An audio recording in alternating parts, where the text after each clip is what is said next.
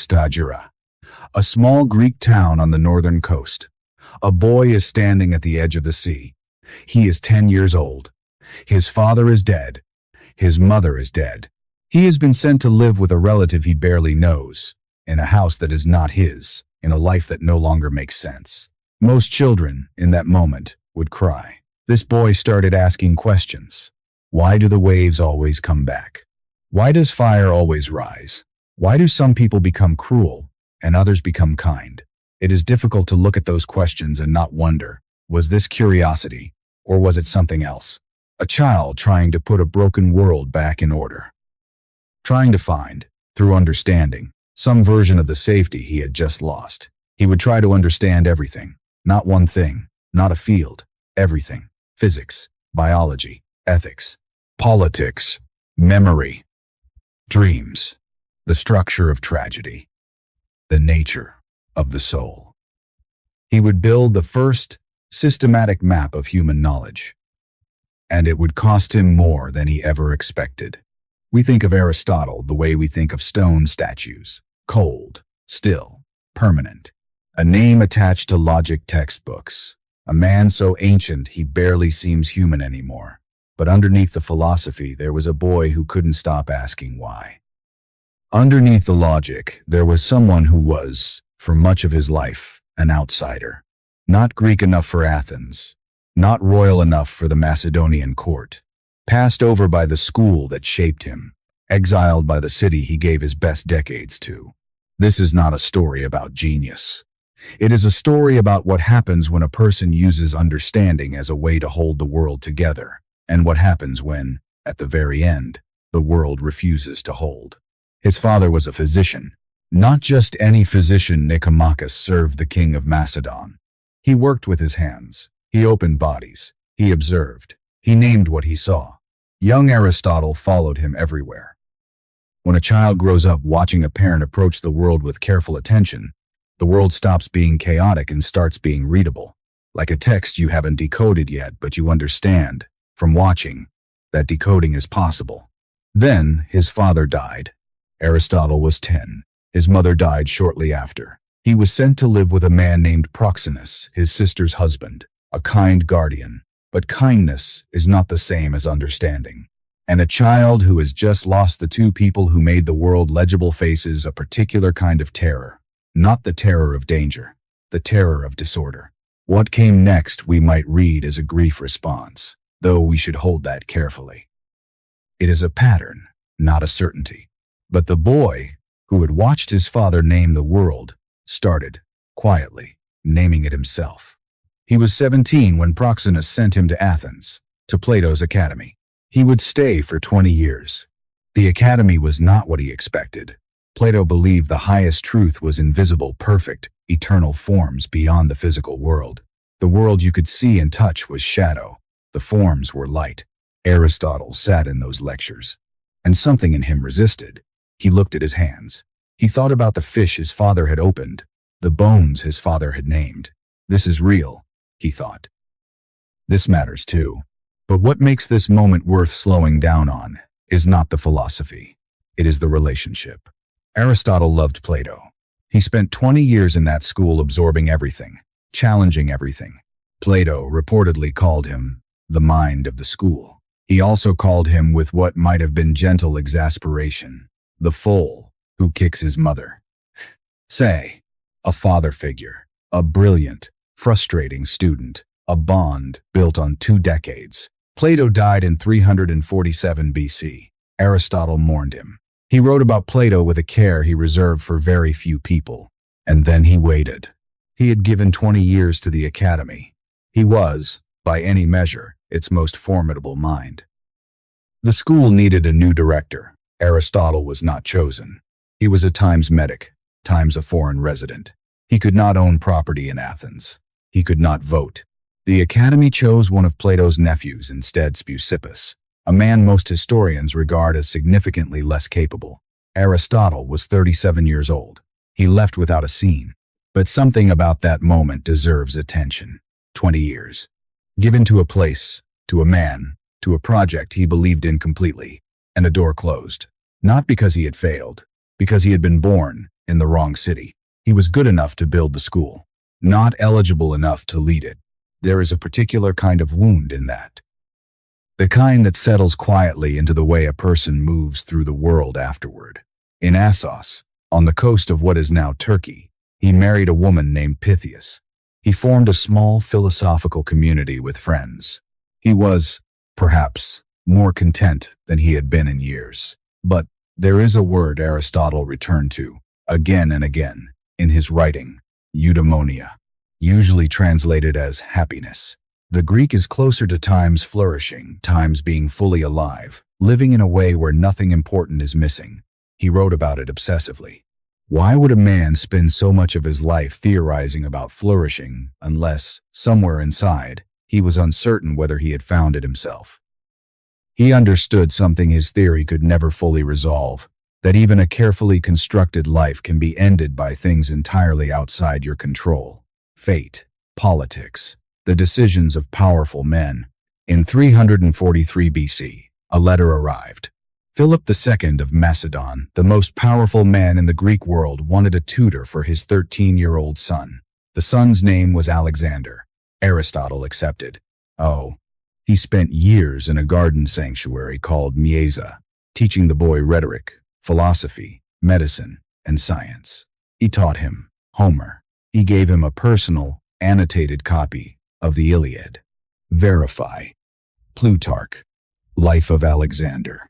Alexander would carry that book to the edges of the known world. Aristotle did not teach Alexander to conquer. He taught him to think, to reason, to value moderation, friendship, the life of the mind. And what happened next is one of history's more painful ironies. Alexander left Mieza and began building an empire, city by city, kingdom by kingdom. From Greece to Egypt to Persia to the edge of India. He was brilliant. He was terrifying. He was, at times, deeply cruel, executing old friends in paranoid rages, demanding to be worshipped as a god, dying at 32 in Babylon, driven by a hunger that no conquest could fill. Aristotle, 3,000 miles away, was writing about the good life. There is no record of what he felt, watching from a distance.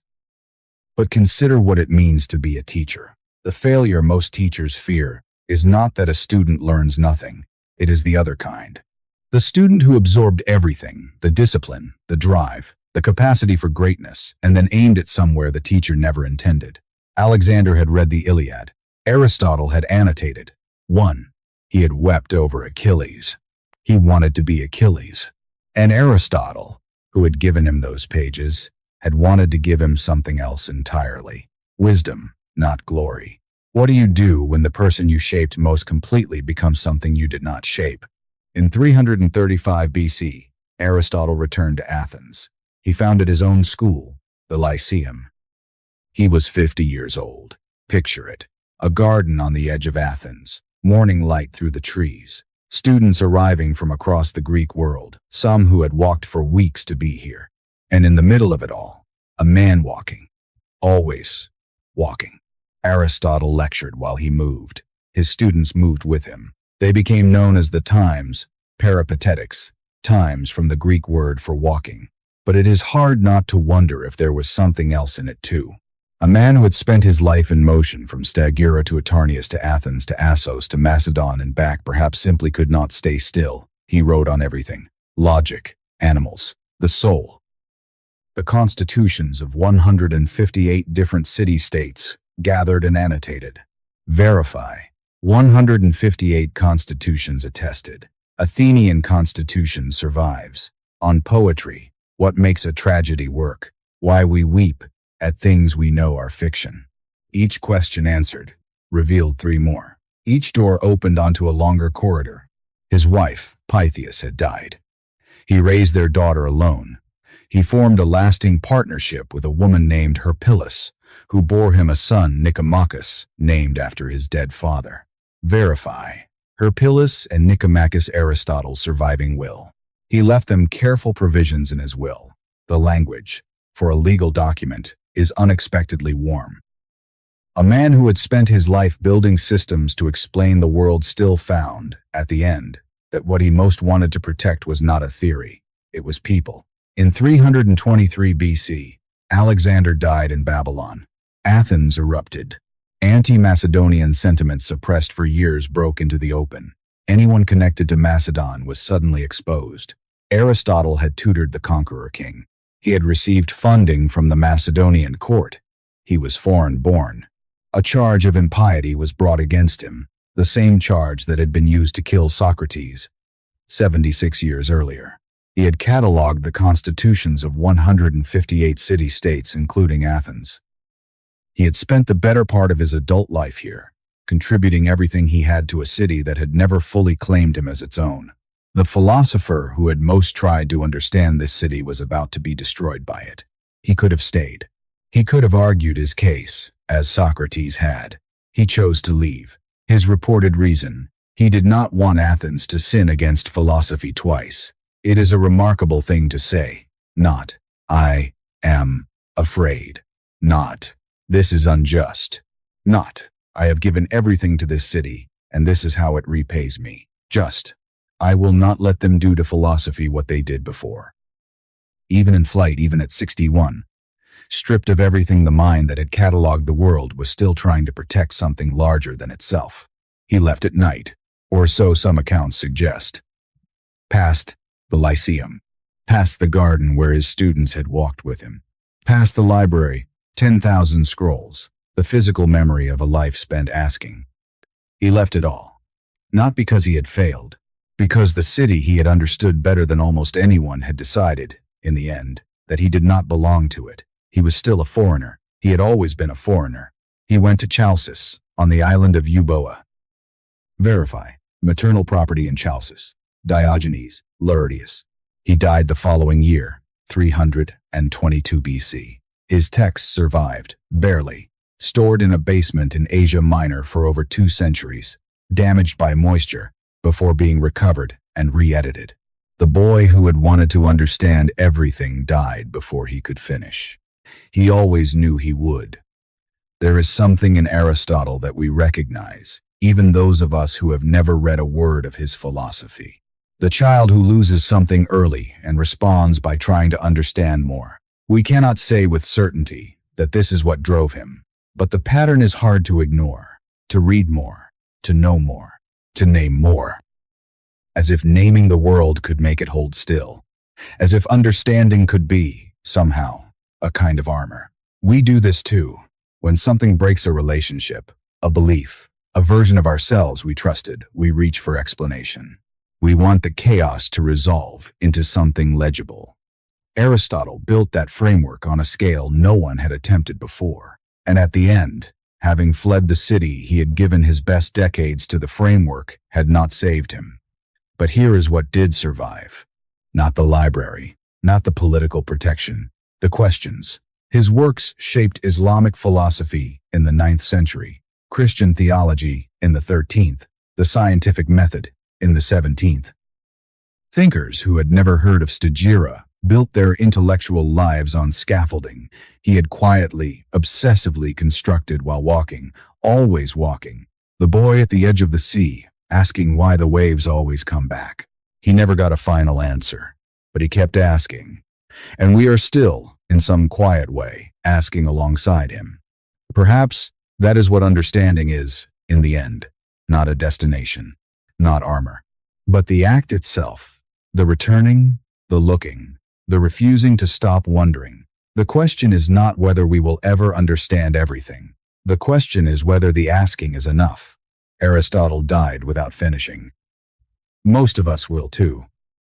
The question is what we leave in the unfinished spaces. Quietly Human explores a new life every week. You know where to find us.